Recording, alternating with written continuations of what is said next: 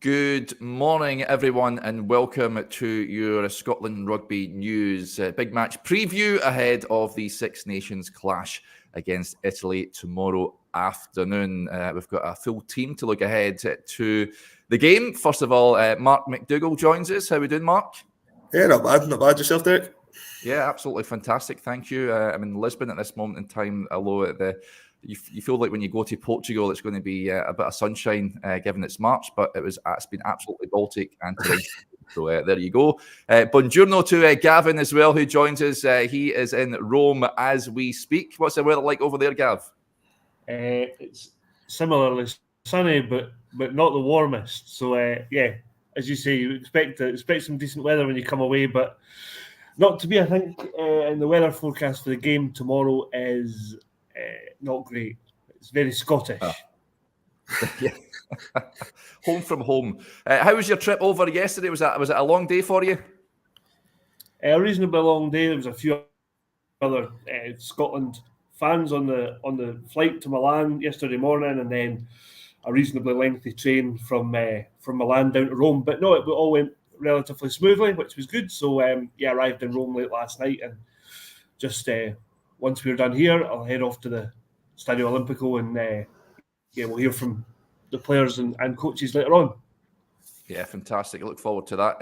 Just before I forget, you can see the little ticker below if you are watching us on, of course, Facebook, YouTube, and Twitter, or X, as it's now known. We've got those great offers on the website. Head over to scotlandrugbynews.com/subscribe. You can subscribe for just £1 for 6 months, or you can take out a year's subscription for just £12. Two brilliant offers, aren't they, Gavin? And the take-up's been really good. Yeah, really good, really encouraging. We launched the first of February, first week of the Six Nations, and the response has been brilliant. So thanks to everybody who's supported us so far, and the message to those who haven't signed up yet would be please do so, and allow us to continue doing what we're doing, and hopefully, as time goes on, again bring in more kind of new content, new styles of content, whether it's the analysis or whatever it might be, long read features, that kind of thing. It would be great to get more people signed up. So I think it's a great offer. You can't get much now for £1, so why not?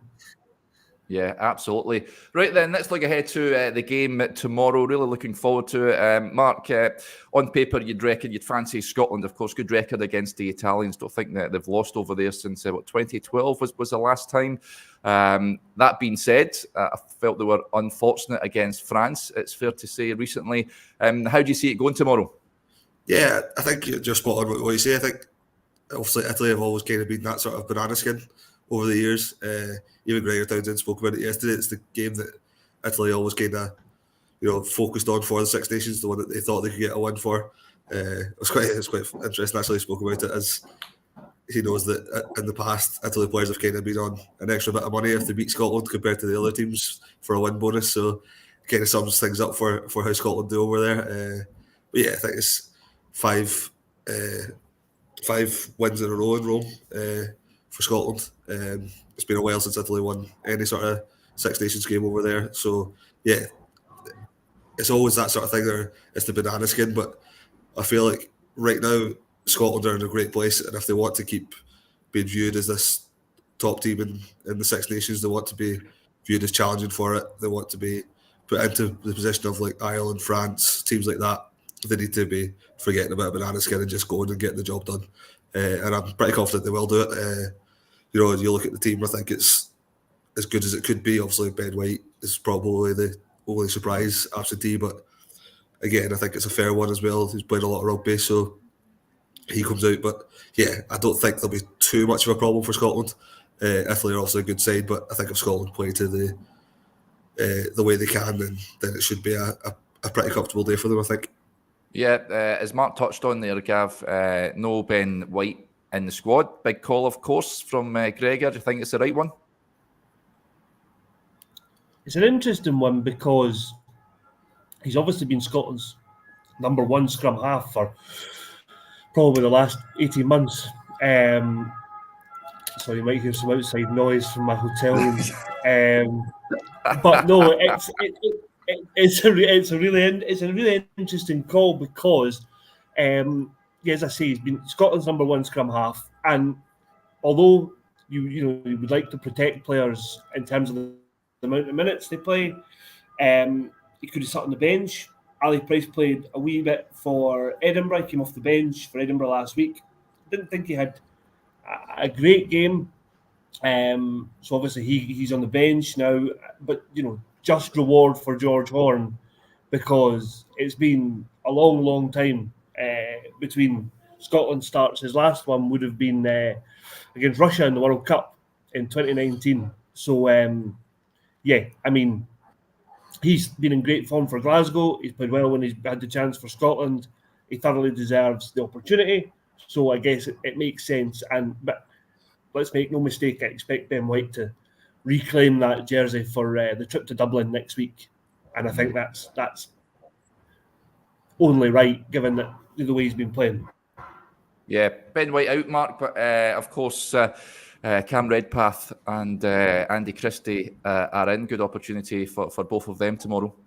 Yeah, I think both deserve their chance as well. I think, Andy Christie's carrying skills is going to be important as well, especially with Sione out. So I think that's going to be important. And then obviously Cam comes in for Sione, and I think, again, Gregor spoke about this yesterday, explained why he picked Cam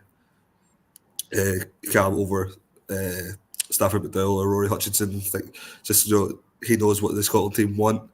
I think the other two were pretty close, but I just think it was always going to be Cam, and he's coming into it in good form. He's coming into it with an opportunity to show what he can do. So yeah, I think it's a big chance for both of them to kind of stake a claim for more regular starts, but it'll be an interesting one. But I do think it's probably the right decision to bring both of them in. Yeah. Right call, Gav. Do you think good chance for both of those? Yeah, great opportunity, particularly for Andy Christie, who I think has been excellent every time he's played for Scotland, but particularly in that game against England off the bench. And I think he merits a start. Again, it's a good opportunity to give him a go, and he's now got an opportunity to keep that jersey for the game against Ireland, should he go well tomorrow. But the flip side of that, the difficult Six Nations continues for Jamie Ritchie, who's been in the team, out the team, now on the bench. He must. I mean, I thought he did nothing particularly wrong against England. It's just a difficult few weeks for him. But our columnist Rory Lawson touched on his kind of character. So I've no doubt he'll bounce back in true style and go back, whether it's off the bench here or next week. He'll show his kind of true form. So yeah, but a big call from Gregor, that one. And yes, as Mark says, as soon as we knew Sione was injured, I think Cam Redpath was the obvious choice to come in. Stafford McDowell's played really well, but I think Cam's experience and the fact they've been on the bench in the first few games probably gives him the edge, and he's obviously got a good tie-up with Finn Russell, who he plays with at Bath, so that'll help him as well. Yeah, absolutely. In terms of the Italians, of course, they'll hand a debut to Louis Lina. Of course, he's been in a number of the England squads. Mark never quite made an appearance. I think it was under Eddie Jones. Of course, he was part of that setup, but it'll be a big chance for him. Is he a player that Scotland will need to keep their eye on? Is there any others that can cause a bit of damage tomorrow, do you think? Yeah, I mean, there's always going to be players that can cause damage. I think it's a pretty good Italian team. They've got a lot of strength compared to other years, maybe in the past, where you'd expect Scotland to go over there and roll them over, and they never quite did it. Whereas this time, Italy are pretty good, but you still expect Scotland to go and win comfortably.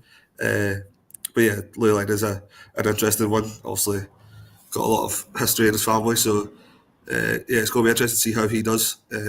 Also coming in for his debut, he's done all right at club level. It's going to be interesting to see what he does. Yeah, it's going to be a fun watch.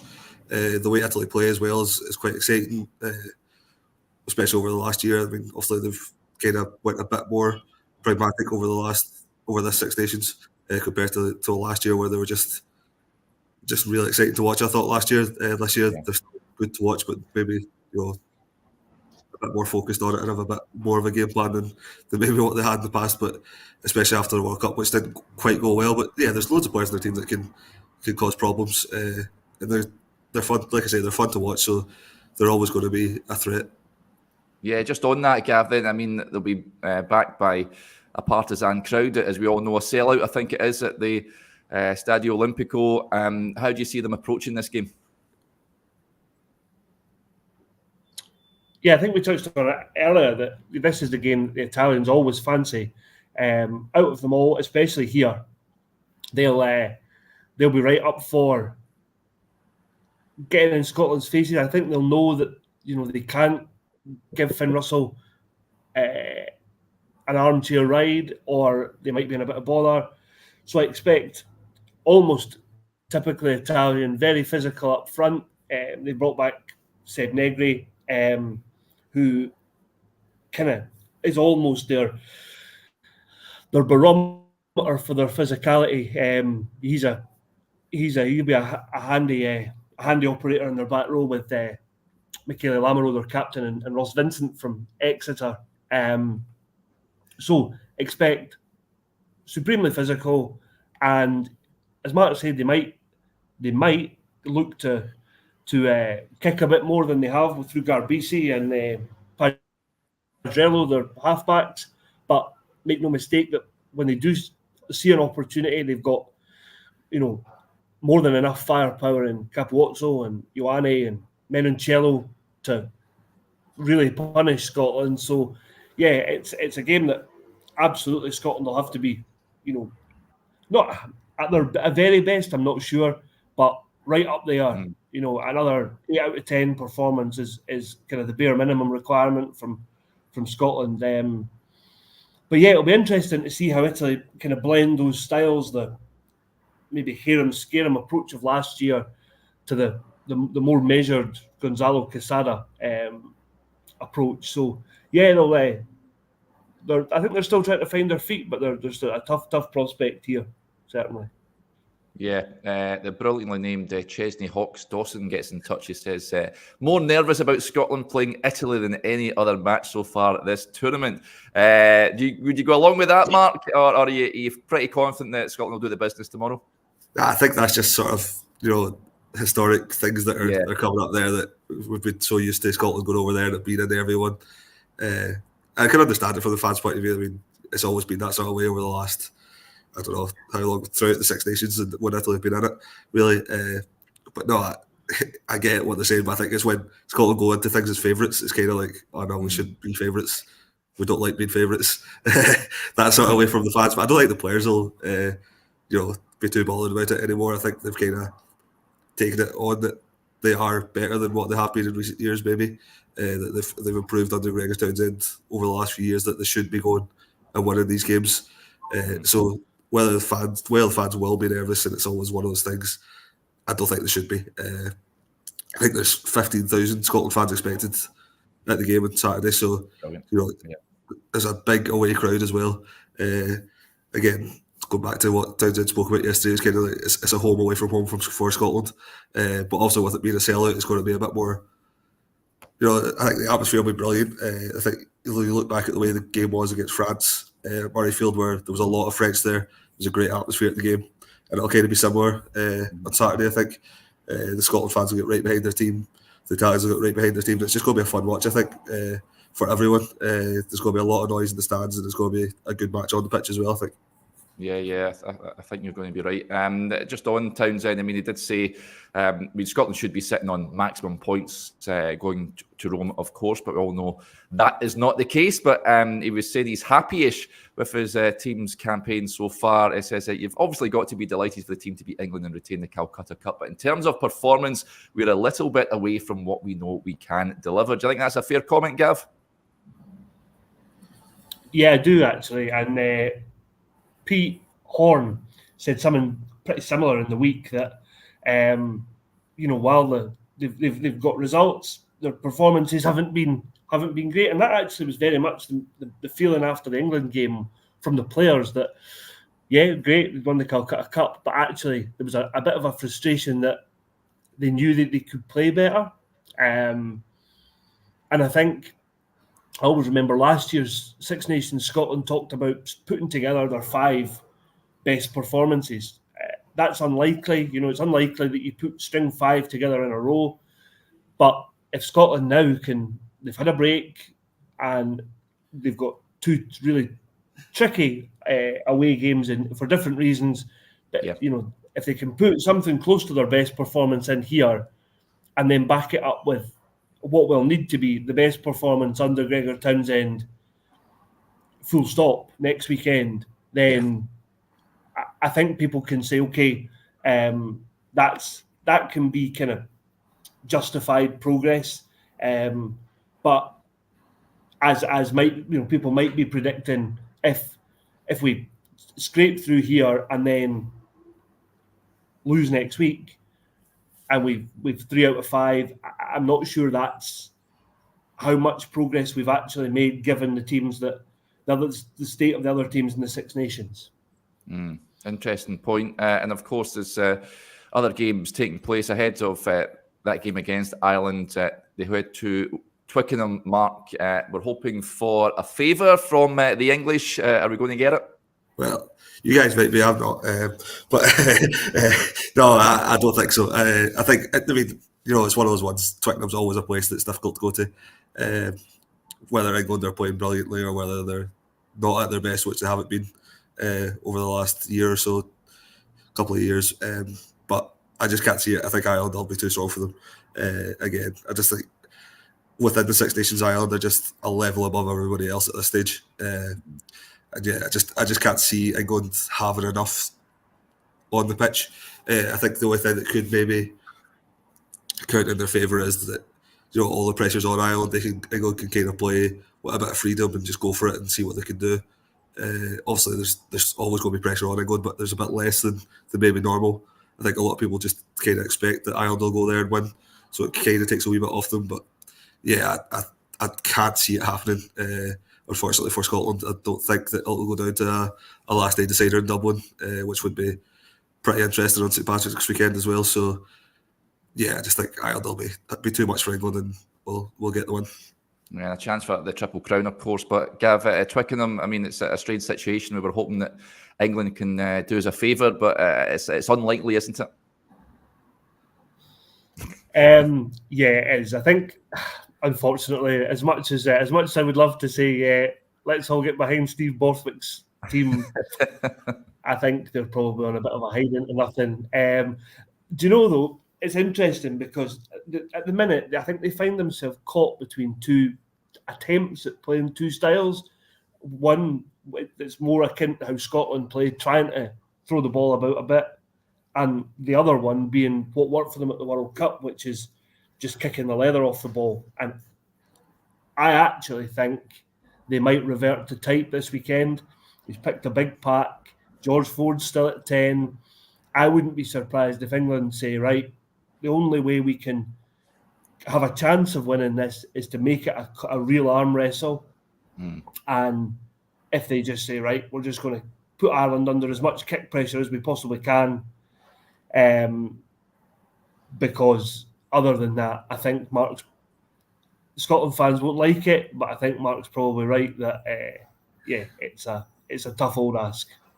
Yeah, not half. The other match, of course, taking place sees Wales host France on the Sunday. Wales are a bit of a poor side at this moment in time, Mark. We don't know what sort of French team will turn up. How do you see that one going?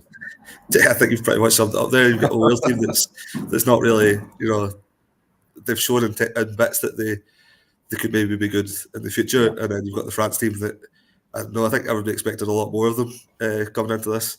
I think even at the start of this, when we spoke about it before the tournament, it was kind of like we almost said the winner of that France-Ireland game will go on and win it. And I think a couple of us even kind of predicted that France would cope better with the players that were missing than Ireland would. That didn't happen, and they've been relatively poor since. Obviously, scraped over the line against Scotland with that poor decision. Yeah, probably should have been beat by Italy last week as well. So yeah, it's going to be an interesting game because I can't decide who's going to win. I I think France probably should still have enough against this Wales team.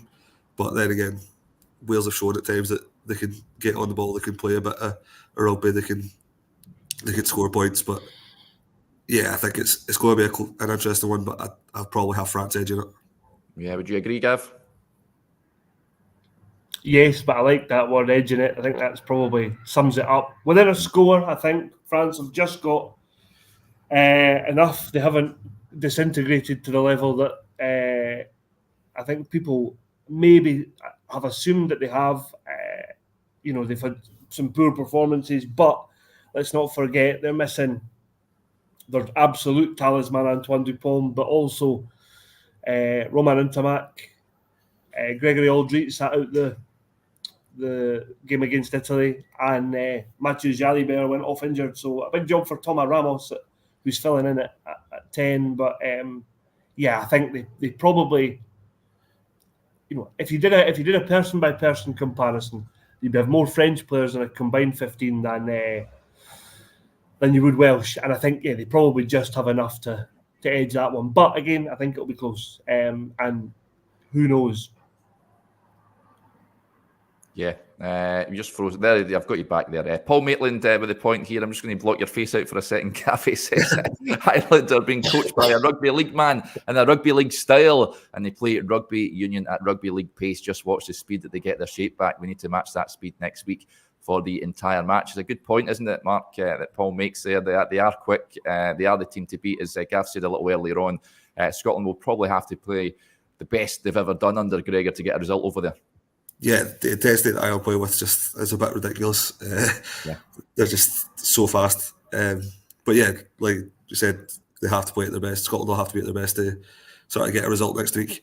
I don't think it's too far out of reach for Scotland if they did have an 80-minute performance where they were all at their best. But I just can't see it quite happening this time.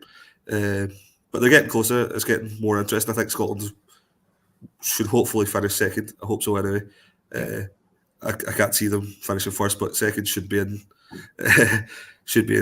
reach, and I'd be pretty confident of them getting that. I think they should get a big one against Italy this week, go into it with confidence, and I think it will be a good game next week. Ireland, obviously. Ireland, Scotland play some brilliant rugby, so yeah, I'm looking forward to that one as well. Yeah, the two best teams in the championship, there's no doubt about it. Gav, of course, you mentioned there we're going to hear from Gregor Townsend a little later on. If people want to tune in to the website, what can they look forward to? Yeah, absolutely. So, as I say, we'll have more from the Scotland camp later on. It's all embargoed, so it'll go up at 10 o'clock this evening. So a bit of Friday night reading for folks. We'll also have coverage from Mark of the under-20s game.